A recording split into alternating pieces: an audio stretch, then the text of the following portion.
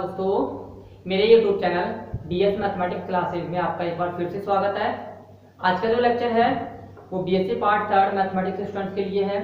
इसमें हम paper second complex analysis के चैप्टर नंबर 10 की बात करेंगे और ये जो लेक्चर है ये चैप्टर नंबर 10 का सेकेंड लेक्चर है।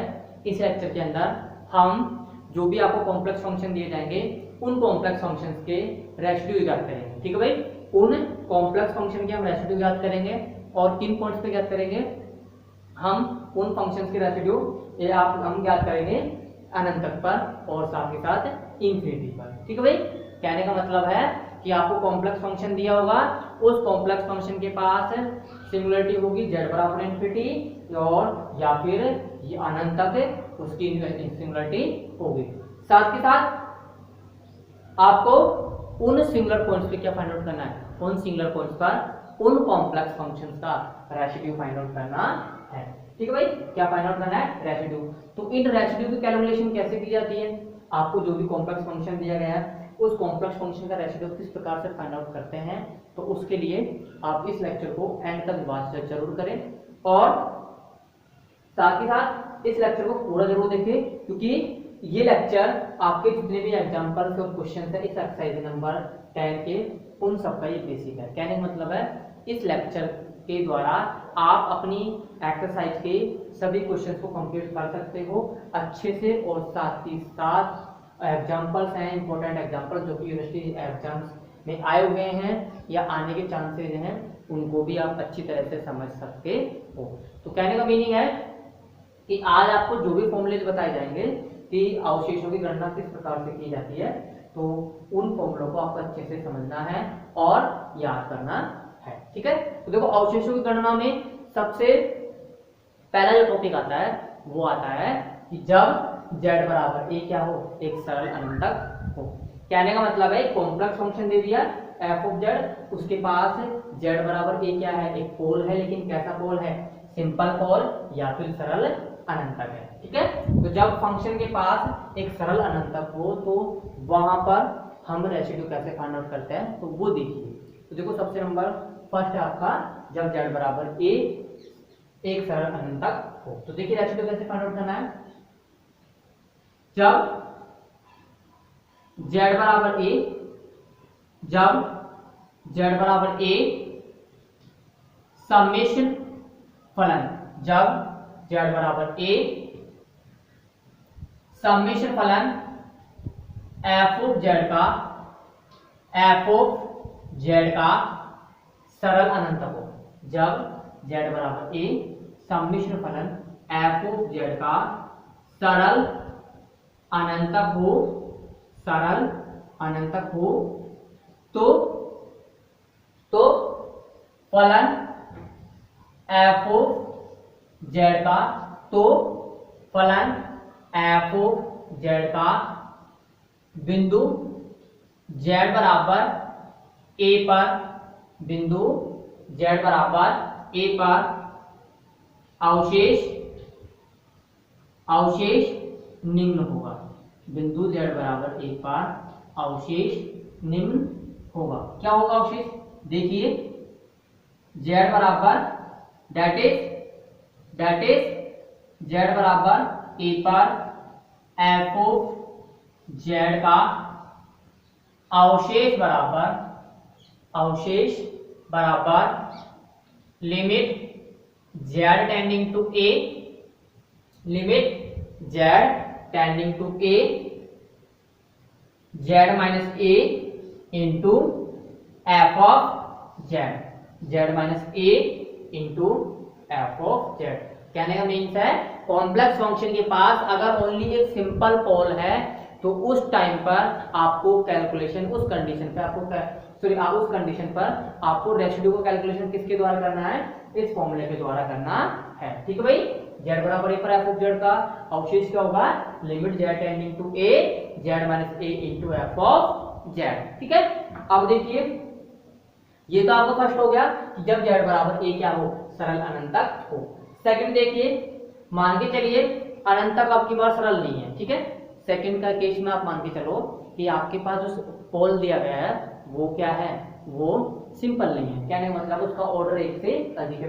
जैसे ऑर्डर 2 भी हो सकता है, ऑर्डर 3, ऑर्डर 4, ऑर्डर कितना भी हो सकता है, लेकिन फाइनाइट ऑर्डर है। एक बात ध्यान रखना, उसका जो ऑर्डर है वो क्या है, फाइनाइट है।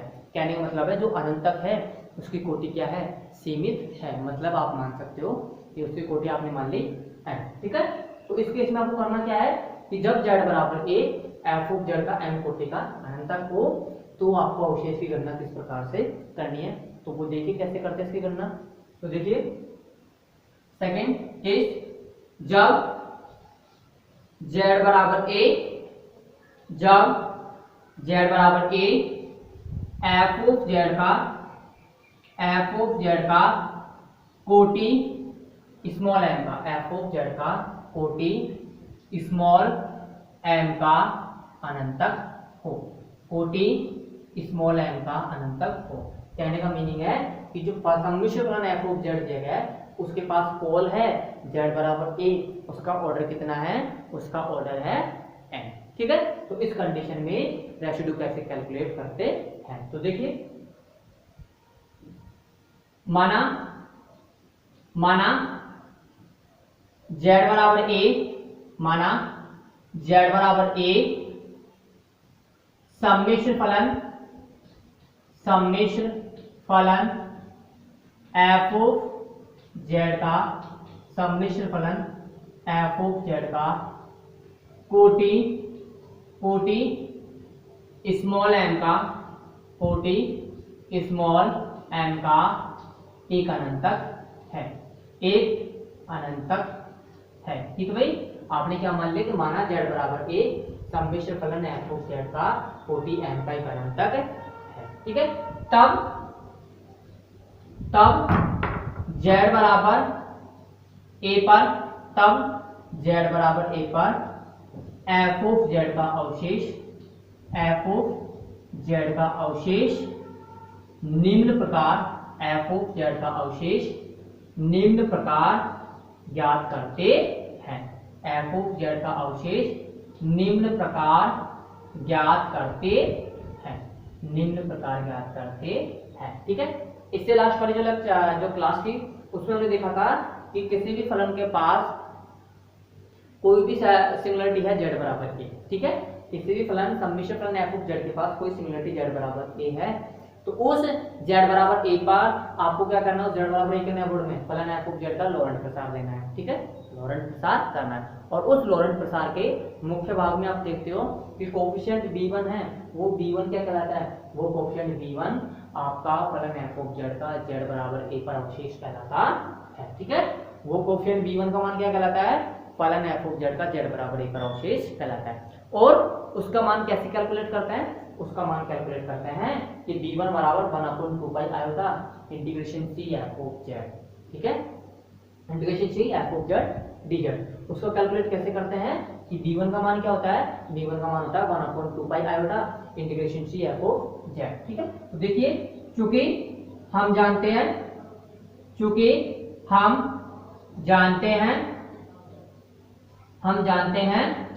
b1 बराबर 1/2 पाई iota integration c f of z dz। ठीक है, क्योंकि हम जानते हैं b1 बराबर 1/2 पाई iota integration c f of z dz। ठीक है, तथा फलन f ऑफ z, तथा फलन f ऑफ z निम्न प्रकार परिभाषित होता है, तथा फलन f ऑफ z निम्न प्रकार परिभाषित होगा। किस प्रकार से होगा, देखिए that is f of z बराबर phi of z upon z minus a की होल पावर n। ठीक है, f ऑफ z बराबर फाई ऑफ z बटा z माइनस a की होल पावर n। ठीक है, जहां फाई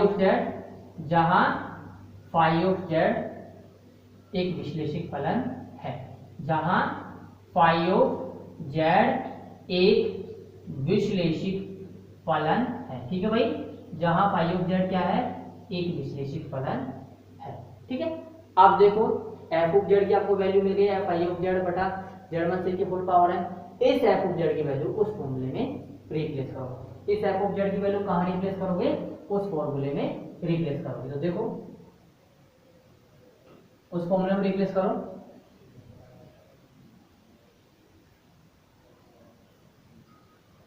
b1 बराबर 1/2 iota integration c phi of z बटा जेड माइनस ए की whole power m into d z. ठीक है, b1 बराबर 1/2 iota integration c phi of z d z बटा जेड माइनस ए की होल पावर m। ठीक है, तो ये क्या आ गया? इसका रेसिड्यू आ गया।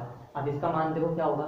अब आप देखते हो, आपने फॉर्मूला पढ़ा था कि चैप्टर नंबर 8 में कोसी समाकल प्रमेय से रिलेटेड एक फॉर्मूला था कि कोसी समाकल सूत्र का अगर आप कोसी समाकल सूत्र क्या होता है? एफ ऑफ जेड नॉट बराबर 1/2 iota integration c f of z d z बटा जेड माइनस ए का पावर 1। ठीक है, F of z naught sorry f of z naught बराबर 1/2 iota integration c f of z d z बटा z minus z naught की whole power 1। ठीक है, इस कोसी समाकल सूत्र का आप n टाइम डिफरेंशिएशन करो। इस कोसी समाकल सूत्र का अगर आप n टाइम डिफरेंशिएशन करते हो, n टाइम डिफरेंशिएशन करते हो तो n टाइम डिफरेंशिएशन क्या होगा? fn जेड नॉट बराबर n factorial upon 2 iota integration c f of z d z बटा जेड माइनस जेड नॉट की होल पावर n प्लस 1। ठीक है, इसका n टाइम डिफरेंशिएशन करते हो तो क्या मिलता है रिजल्ट आपको? एफ एन जेड नॉट बराबर n factorial upon 2 iota integration c f of z d z बटा जेड माइनस जेड नॉट की होल पावर n प्लस 1। ठीक है, क्या है ये? जेड माइनस जेड नॉट की होल पावर n प्लस 1। ठीक, अब देखो इस फॉर्मूले का यूज अगर हम यहाँ पर करें, इस फॉर्मूले का यूज यहाँ पर करें, हम इस n को किससे रिप्लेस कर दें? इस n को हम रिप्लेस कर दें m से। ठीक है, इस n को हम किससे रिप्लेस कर दें? m से रिप्लेस कर दें तो एफ एम जेड नोट क्या आ जाएगा? m फैक्टोरियल बटा 2 iota integration c f of z d z बटा जेड माइनस जेड नोट की होल पावर m प्लस 1। ठीक है, अब यहाँ पे कितना आ रहा है? m आ रहा है। ठीक है, यहाँ पे कितना आ रहा है? यहाँ पर आ रहा है m। ठीक है, तो हम इसको इस प्रकार से लिख सकते हैं कि m प्लस 1 माइनस 1। ठीक है, हम इसको इस प्रकार से भी लिख सकते हैं, सॉरी हम इसको इस प्रकार से भी लिख सकते हैं। ठीक है, लिख सकते हैं इसको इस प्रकार से। तो देखो इसका वैल्यू क्या होगी? अगर आप इससे कंपेयर करते हो तो यहाँ पे आप क्या करो? m की जगह क्या रिप्लेस कर दो? m की जगह यहाँ पे क्या है? m minus 1। ठीक है भाई, आप इसकी कंपेयर इससे करो तो प्लस 1 तो ऐड है साथ में, दोनों में प्लस 1 ऐड है। सिर्फ यहाँ क्या है? यहाँ m माइनस 1 और यहाँ पे क्या है? m है, तो यहाँ पे आप क्या रिप्लेस कर दो? m माइनस 1 रिप्लेस कर दो। तो m माइनस 1 रिप्लेस कर दो m की जगह, m की जगह m माइनस 1 रिप्लेस करते हो तो F m minus 1 Z note बराबर m माइनस 1 फैक्टोरियल बटा 2 आयोटा इंटीग्रेशन सी, यहाँ m की जगह m माइनस 1 करना है, तब क्या आ जाएगा? तब आएगा f of z d z बटा जेड माइनस जेड नॉट की whole power m minus 1 plus 1। ठीक है, अब देखिए 1/2 iota integration c phi of z d z बटा जेड माइनस ए की whole power m minus 1 plus 1 की वैल्यू क्या है? यहाँ पे अगर इस a को अगर आप मान के चलिए जेड नोट के बराबर मान लीजिए, इसे तो जेड नोट से रिप्लेस कर दे तो आप देखते हो तो इसकी वैल्यू आ रही है कंप्लीटली, इसकी वैल्यू आ रही है क्या? 1/m minus 1 factorial 1/m minus sorry 1/m minus 1 factorial. ठीक है, into phi of m minus 1 a, phi of m minus 1 of a। ठीक है, phi of m minus 1 of a। ठीक है, या फिर आप ऐसे कह सकते हो कि इसकी वैल्यू क्या लिख सकते हो? इसकी वैल्यू लिख सकते हो कि आप इसका कितने टाइम डिफरेंशिएशन कर रहे हो? आप इसका डिफरेंशिएशन कर रहे हो m माइनस 1 टाइम, ठीक है। कितने टाइम डिफरेंशिएशन कर रहे हो, m माइनस 1 टाइम डिफरेंशिएशन कर रहे हो। अब आपको रेशिड्यू किस पॉइंट पे फाइंड आउट करना है, रेशिड्यू फाइंड आउट करना है z बराबर a पर। तो z बराबर a पर रेशिड्यू क्या होगा, z बराबर a पर रेशिड्यू होगा limit z tending to a 1 upon m minus 1 factorial phi of m minus 1 into sorry phi of m minus 1 of z। तो रेसिड्यू क्या हो जाएगा, रेसिड्यू हो जाएगा 1 upon m minus 1 factorial into phi of m minus 1 of a, ठीक है। तो हमेशा जब भी रेसिड्यू फाइंड आउट करना है ऑर्डर m के पोल का, जब आपको पोल दिया गया ऑर्डर m का, तो रेसिड्यू को किस प्रकार से फाइंड आउट करोगे, इस फॉर्मूले के द्वारा रेसिड्यू फाइंड आउट करेंगे, ठीक है। मतलब जो फंक्शन फाइंड दिया गया है उसका m माइनस 1 टाइम डिफरेंशिएशन करेंगे, फिर उसमें z की जगह क्या रिप्लेस करेंगे, z की जगह a रिप्लेस करेंगे, मतलब limit z tending to a लेंगे और किससे मल्टीप्लाई कर देंगे 1 अपॉन m माइनस 1 फैक्टोरियल से। तो ये आ जाएगा आपका सेकंड टाइप, जब z बराबर a क्या हो, कोटि m का f ऑफ z का अनंत तक हो, ठीक है। तो ये आपका क्या है, रेसिड्यू आ गया। अब देखिए ये रेसिड्यू आपका सेकंड केस में आ गया। थर्ड केस अब आप इसको दूसरे के केस में फाइंड आउट कर सकते हो, कहने मतलब आप इसको दूसरे मेथड से भी फाइंड आउट कर सकते हो। आपने जो रेसिड्यू फाइंड आउट किया है ना, ये जो रेसिड्यू फाइंड आउट किया है इसको आप दूसरे मेथड से भी फाइंड आउट कर सकते हो, एक अल्टरनेटिव मेथड से भी क्या कर सकते हो, फाइंड आउट कर सकते हो। तो देखो अल्टरनेटिव मेथड से जब आप फाइंड आउट करते हो रेसिड्यू क्या आता है, देखिए अल्टरनेटिव मेथड भी देख लीजिए या वैकल्पिक विधि। आप देखो वैकल्पिक विधि के अंदर, वैकल्पिक विधि या फिर अल्टरनेटिव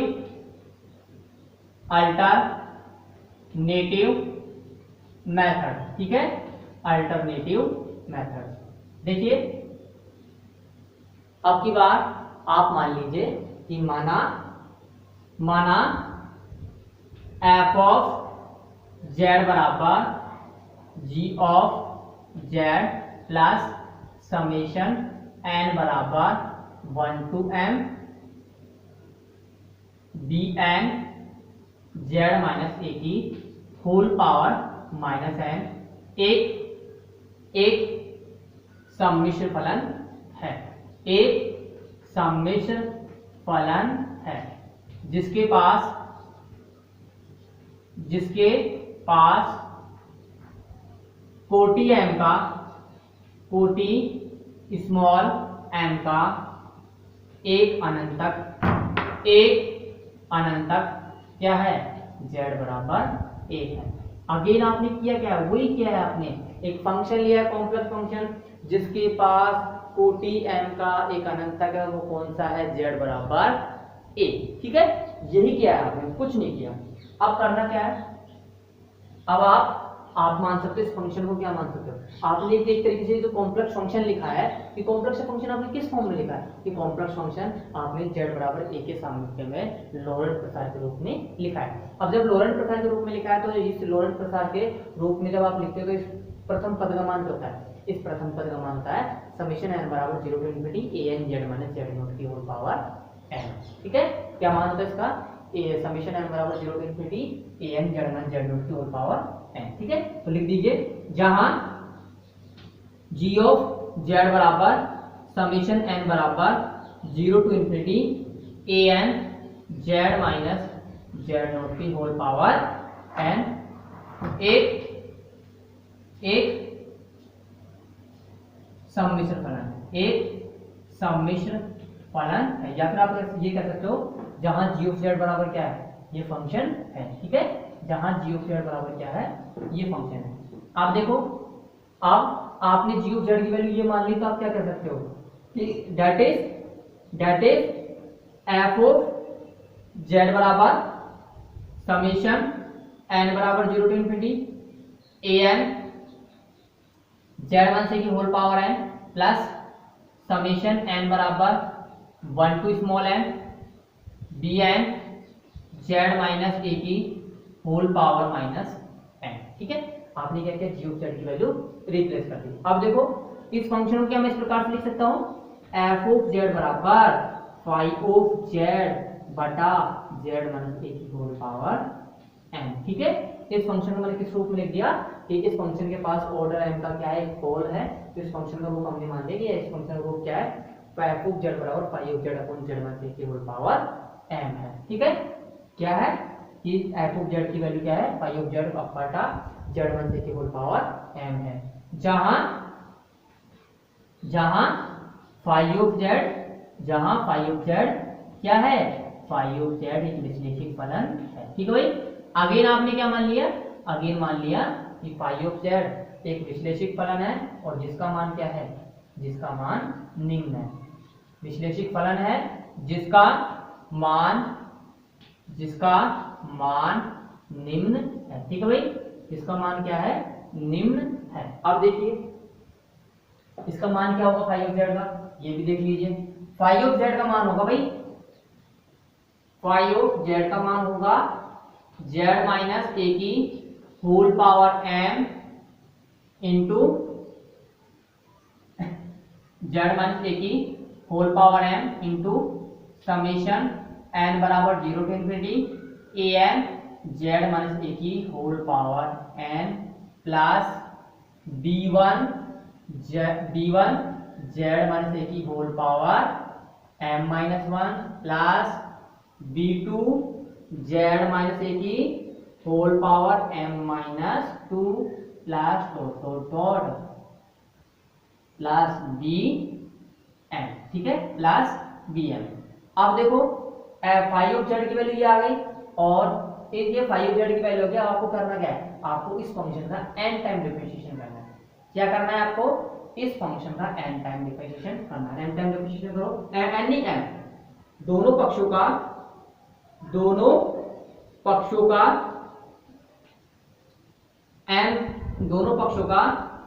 m बार जेड के सापेक्ष m बार जेड के सापेक्ष अवकलन करने पर, m बार जेड के सापेक्ष अवकलन करने पर। ठीक है, m टाइम डिफरेंशिएशन करो किसके रेस्पेक्ट में, विद रेस्पेक्ट टू जेड। ठीक है, तो m टाइम करते हो डिफरेंशिएशन तो ये हो जाएगा 5m ऑफ जेड। ठीक है, आप देखो इसका m टाइम करते हो आप इसका डिफरेंशिएशन, m टाइम डिफरेंशिएशन करते हो तो ये तो हो जाएगा m फैक्टोरियल। ठीक है, ये टोटल क्या हो जाएगा, m फैक्टोरियल, और ये m फैक्टोरियल हो जाएगा, या फिर आप ये कह सकते हो इसका m फैक्टोरियल हो जाएगा, या फिर आप इसको अगेन क्या मान सकते हो, अगेन इसको g ऑफ z मान सकते हो। भाई ये तो आपके पास है क्या, ये तो वही g ऑफ z है। ठीक है, g ऑफ z है, तो इसका m टाइम जब आप डिफरेंशिएशन करते हो तो ये तो आ जाएगा m factorial upon g of z। ठीक है, इसी प्रकार इसका भी डिफरेंशिएशन होगा, फिर इसका डिफरेंशिएशन होगा, इसका n टाइम डिफरेंशिएशन होगा। तो भाई n टाइम आप दो फंक्शन मल्टीपल में है तो पहले इसका करो, फिर अगेन इसका स्क्वायर रखो, फिर अगेन इसका करो, फिर अगेन स्क्वायर रखो। ऐसे ही आपको करना क्या है, आपको डिफरेंशिएशन करते जाना है। ठीक है, डिफरेंशिएशन करते जाना है। या फिर आप अगर ऐसे समझना है तो देखो मेरी बात देखो, z1 से की होल पावर m को मल्टीप्लाई करो अंदर, कर दिया आपने। ठीक है, z1 से की होल पावर m को आपने मल्टीप्लाई कर दिया अंदर, तो ये टोटल कितनी हो जाएगी, z1 से की whole power m plus m। अब आप कितनी बार डिफरेंशिएशन कर रहे हो, आप डिफरेंशिएशन कर रहे हो m टाइम डिफरेंशिएशन कर रहे हो, तो यहाँ पे ये आ जाएगा m, फिर m-1, m-2, m-3 dot dot dot 1 आ जाएगा, तो ये हो जाएगा m फैक्टोरियल। ठीक है, और ये एज इट इज रह जाएगा g ऑफ z। ठीक है, इसी प्रकार इसका डिफरेंशिएशन करो, डिफरेंशिएशन करते हो आप इसका डिफरेंशिएशन करते हो, तो डिफरेंशिएशन करने के पश्चात ये आ रहा है आपके पास m-1 फैक्टोरियल। ठीक है, m-1 फैक्टोरियल, नहीं रुकिए, m टाइम नहीं करना है आपको, m-1 टाइम करना है। 2 मिनट रुकिए, चेक कर लेते हैं कितने टाइम करना है इसका डिफरेंशिएशन।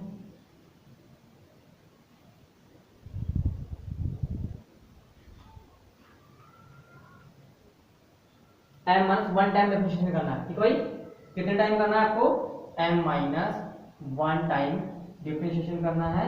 तो m minus one time differentiation करेंगे तो हमारे पास आएगा ये फंक्शन, ठीक है। हमारे पास ये फंक्शन आएगा five of m minus one of z बराबर G m minus one of z into z minus ए की होल पावर m, ठीक है, plus m minus one into G m minus two of z, ठीक है, into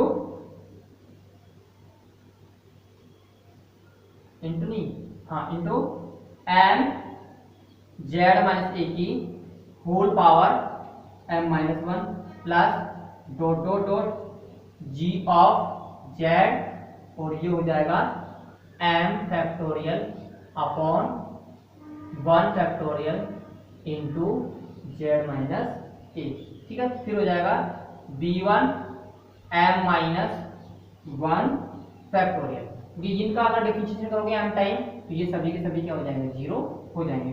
अब देखो आपको करना कुछ नहीं है, अब आपको लिमिट अप्लाई करनी है, लिमिट अप्लाई करनी है बोथ साइड।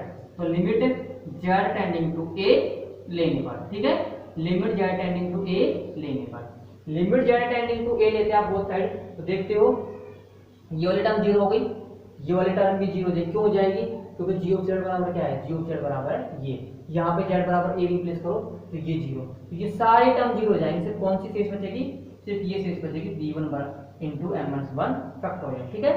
दोनों साइड अगर आप limit z tending to a लेते हो तो सारी टर्म जीरो हो जाएंगे, सिर्फ लास्ट टर्म को छोड़कर b1 into m minus one factorial, ठीक है।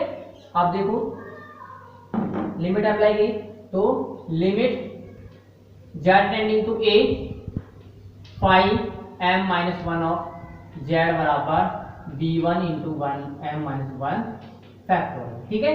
अब यहाँ से b1 की वैल्यू क्या आ जाएगी, b1 की वैल्यू आ जाएगी limit z tending to a one upon m minus one factorial into phi m minus one of z, और phi m minus one of z मतलब क्या है कि फाइव का m माइनस वन टाइम है डिफरेंशिएशन, ठीक है।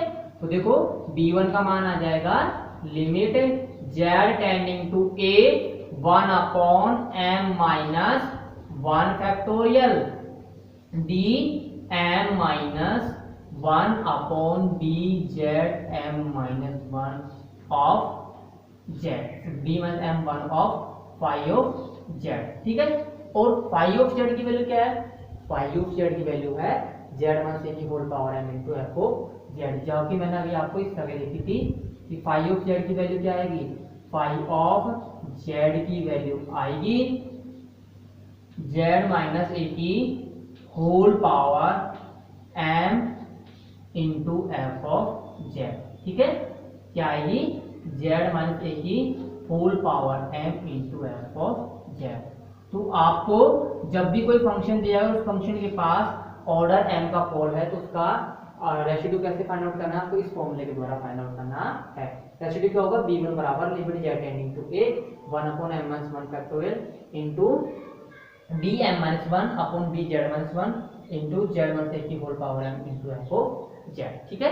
तो ये आपका z बराबर a पर अवशेष होगा कब, जब z बराबर a क्या है, 40m का एक अनंतक है, ठीक है। अब इसके बाद नेक्स्ट देखिए अनंत पर अवशेष, ठीक है। अब नेक्स्ट क्या है, अनंत पर अवशेष, थर्ड जो पार्ट है या केस है वो है अनंत पर अवशेष। अनंत पर अवशेष को कैसे फाइंड आउट करते हैं, थर्ड है अनंत पर अवशेष, ठीक है। क्या है, अनंत पर अवशेष या रेसिड्यू एट इनफाइनाइट, ठीक है, या रेसिड्यू एट इनफाइनिटी।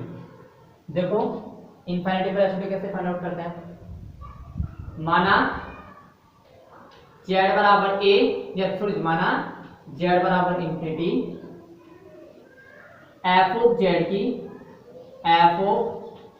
की वियुक्त विचित्रता है, माना z बराबर इंफिनिटी f ऑफ z की वियुक्त विचित्रता है, तो तो सम्मिश्र फलन, तो सम्मिश्र फलन एफ ऑफ जेड का जेड बराबर इंफिनिटी पर, एफ ऑफ जेड का जेड बराबर इंफिनिटी पर अवशेष निम्न होगा। ठीक है, क्या होगा, एफ ऑफ जेड का जेड बराबर इंफिनिटी पर अवशेष निम्न होगा।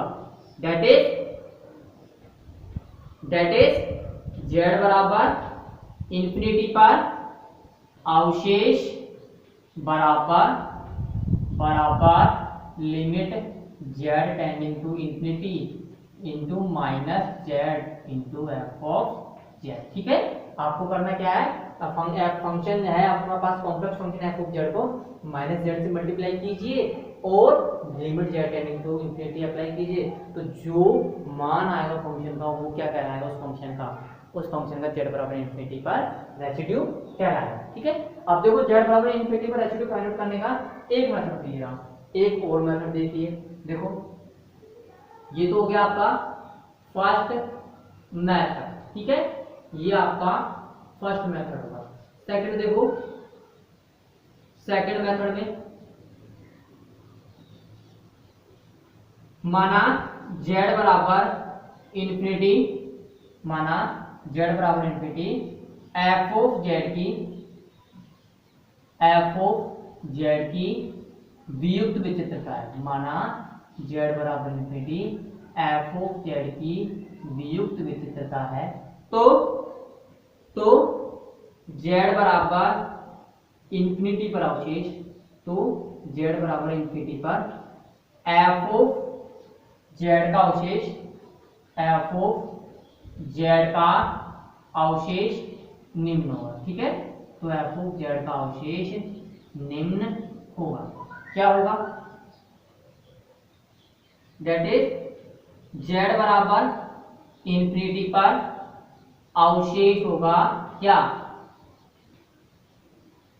फलन एफ ऑफ जेड के, फलन एफ ऑफ जेड के, फलन एफ ऑफ जेड के जेड बराबर इंफिनिटी पर लॉरेंट प्रसार के, फलन एफ ऑफ जेड के जेड बराबर इंफिनिटी पर लॉरेंट प्रसार में, लॉरेंट प्रसार में